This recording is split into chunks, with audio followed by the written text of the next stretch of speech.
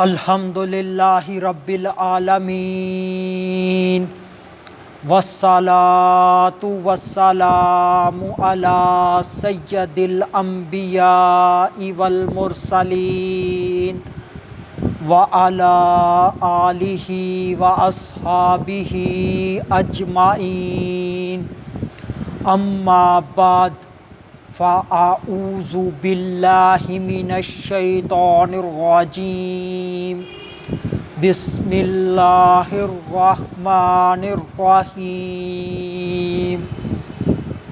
کل نفس ذائقۃ الموت صدق اللہ العظیم۔ ہر ذی روح نے موت کا ذائقہ چکھنا ہے۔ آج کا جو میرا عنوان ہے وہ ہے مردے کی پکار۔ قرارِ قلب و سینہ، معطر پسینہ، فیض گنجینہ حضور پاک صاحب لولاک صلی اللہ علیہ وآلہ وسلم نے ارشاد فرمایا، اس ذات کی قسم جس کے قبضہ قدرت میں میری جان ہے، اگر لوگ اس کا یعنی مردے کا کلام سن لیں اور اس کا ٹھکانہ دیکھ لیں تو مردے کو بھول جائیں اور اپنی جانوں پر روئیں۔ جب مردے کو تخت پر رکھ کر اٹھایا جاتا ہے تو اس کی روح پھڑپھڑا کر تخت پر بیٹھ کر ندا کرتی ہے، اے میرے اہل و عیال، دنیا تمہارے ساتھ ایسے نہ کھیلے جیسے اس نے میرے ساتھ کھیلا۔ میں نے حلال اور غیر حلال مال جمع کیا اور اسے دوسروں کے لیے چھوڑ آیا، اس کا فائدہ انہیں ہے اور اس کا نقصان مجھے۔ تم اس سے عبرت حاصل کرو، یعنی کہ اس جو کچھ مجھ پر گزری ہے اس سے ڈرو۔ حضرت سیدنا ابو سعید خدری رضی اللہ تعالی عنہ روایت کرتے ہیں کہ سلطان مدینہ، خاتم المرسلین، انبیاء کے تاجدار صلی اللہ علیہ وآلہ وسلم نے ارشاد فرمایا، جب جنازہ تیار ہو جاتا ہے اور لوگ اسے لے کر چلتے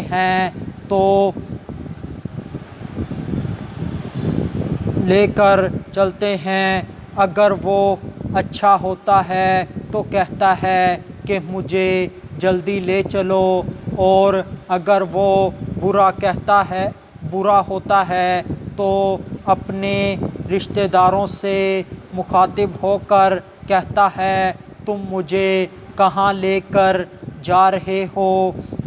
اس کا کلام انسان کے علاوہ ہر چیز سنتی ہے، اگر اس کا کلام انسان سن لے تو بے ہوش ہو جائے۔ اس حدیث کا حوالہ بخاری شریف۔ انسان اس دنیا کے اندر آتا ہے اور اس دنیا کے اندر آنے کے بعد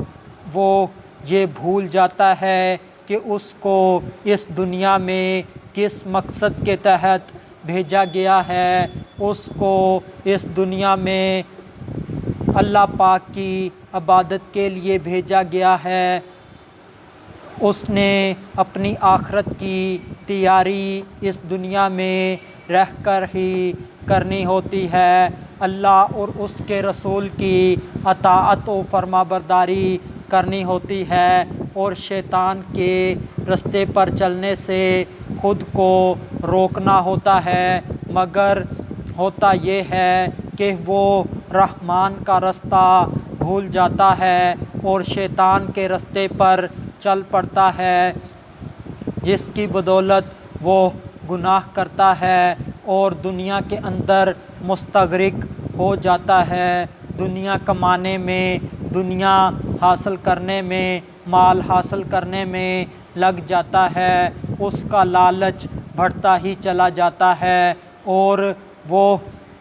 اس بات کی فکر نہیں کرتا کہ وہ حلال کما رہا ہے یا حرام کما رہا ہے، اس نے تو بس اپنے لائف سٹائل کو برقرار رکھنا ہوتا ہے، بلکہ اس کو اپ گریڈ کرنا ہوتا ہے، نئے ماڈل کی گاڑی لینی ہوتی ہے، اعلیٰ سے اعلیٰ گھر میں رہنا ہوتا ہے، نوکر چاکر اور دوسری سہولیات حاصل کرنی ہوتی ہیں اور بیوی بچوں کے ناجائز مطالبات بھی پورے کرنے ہوتے ہیں، تو وہ دنیا کے اندر لگ کر، دنیا کے پیچھے لگ کر اپنی آخرت تباہ کر بیٹھتا ہے اور وہ اتنا مال جمع کر لیتا ہے کہ وہ خود استعمال بھی نہیں کر سکتا اور وہ مال اس کے لیے وبال جان بن جاتا ہے، وہ مال جو اس نے بچا بچا کر رکھا ہوتا ہے اپنی اولاد کے لیے، اپنے اہل و عیال کے لیے، وہی مال قبر میں اس کے لیے سزا کا باعث بنتا ہے، اور وہ مال جو اس نے بڑی محنت سے کمایا ہوتا ہے اس کی اولاد، اس کے اہل و عیال بڑی فضول خرچی میں صرف کر ڈالتے ہیں، جیسے کہ اس نے کمایا ہی نہ ہو، اور آخرت کے اندر عذاب یہ بھگتتا ہے اور دنیا کے اندر مزے وہ لیتے ہیں۔ آخر میں اللہ تبارک و تعالی سے دعا ہے کہ اللہ تبارک و تعالی ہمیں رزق حلال کمانے کی توفیق عطا فرمائے اور دنیا سے اتنا ہی تعلق رکھنے کی توفیق عطا فرمائے جتنا اللہ پاک نے، شریعت نے ہمیں اجازت دی ہے۔ وما علینا الا البلاغ المبین۔